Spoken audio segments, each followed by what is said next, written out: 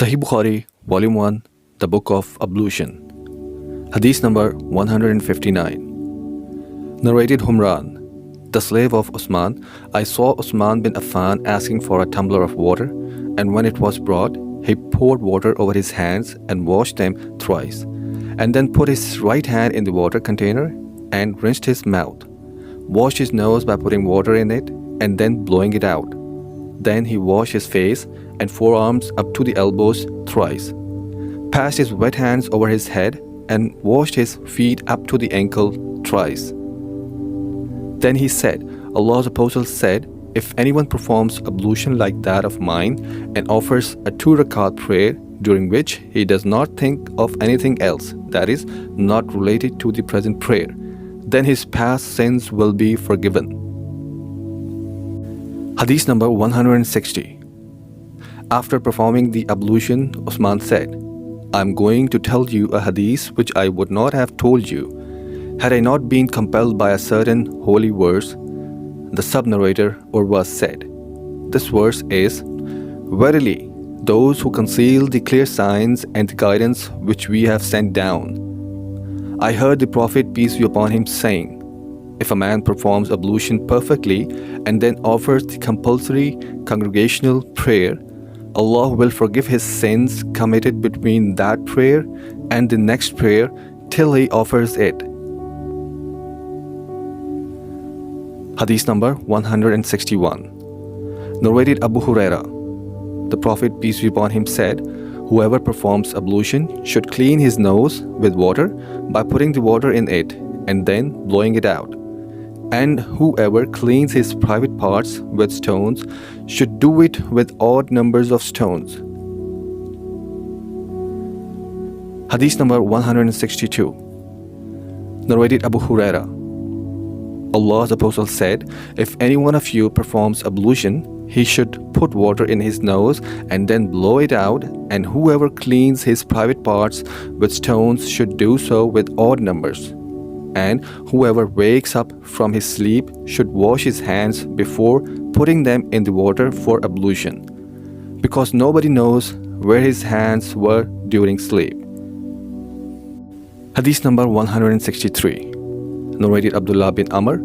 The Prophet, peace be upon him, remained behind us on a journey.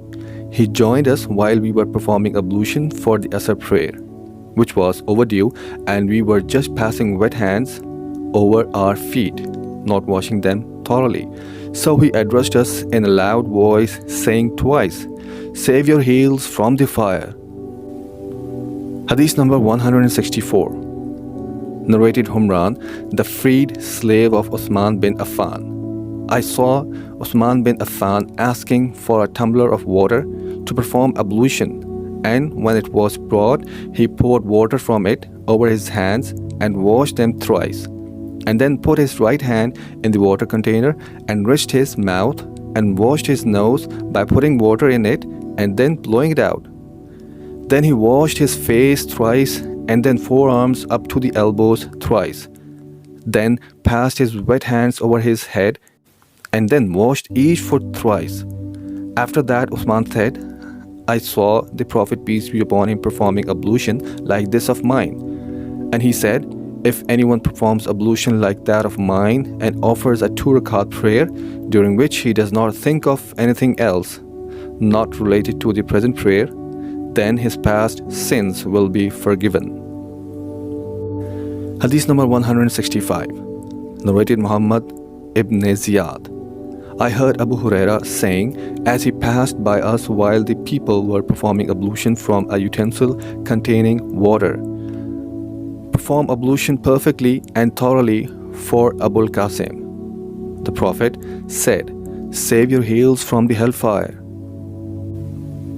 Hadith number 166. Narrated Ubayd ibn Jurayj. I asked Abdullah bin Umar, O Abu Abdurrahman, I saw you doing 4 things which I never saw being done by any one of you companions. Abdullah bin Umar said, what are those, O Ibn Jurayj? I said, I never saw you touching any corner of the Kaaba except these 2 facing south, Yemen, and I saw you wearing shoes made of tanned leather and dyeing your hair with henna, a kind of red dye.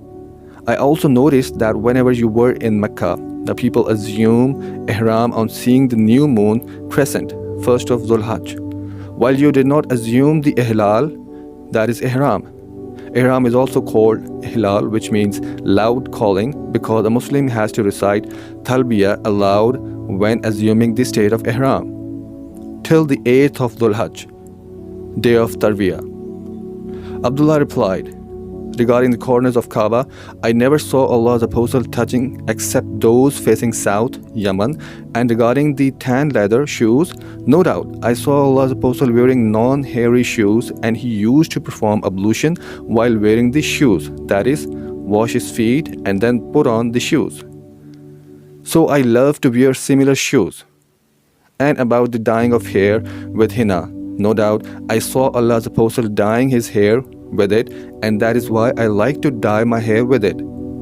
Regarding ihlal, I did not see Allah's Apostle assuming ihlal till he set out for Hajj on the 8th of Dhul Hajj. Hadith number 167. Narrated Atiyah, that the Prophet, peace be upon him, at the time of washing his deceased daughter, had said to them, start from the right side, beginning with those parts which are washed in ablution. Hadith number 168. Narrated Aisha, the Prophet, peace be upon him, used to like to start from the right side on wearing shoes, combing his hair, and cleaning or washing himself, and on doing anything else. Hadith number 169. Narrated Anas bin Malik, saw Allah's Apostle when the Asr prayer was due and the people searched for water to perform ablution, but they could not find it. Later on, a pot full of water for ablution was brought to Allah's Apostle. He put his hand in that pot and ordered the people to perform ablution from it. I saw the water springing out from the underneath his fingers till all of them performed the ablution. It was one of the miracles of the Prophet, peace be upon him. Hadith number 170.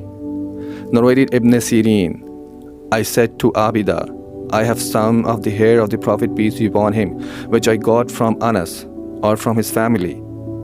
Abida replied, no doubt, if I had a single hair of that, it would have been dearer to me than the whole world and whatever is in it.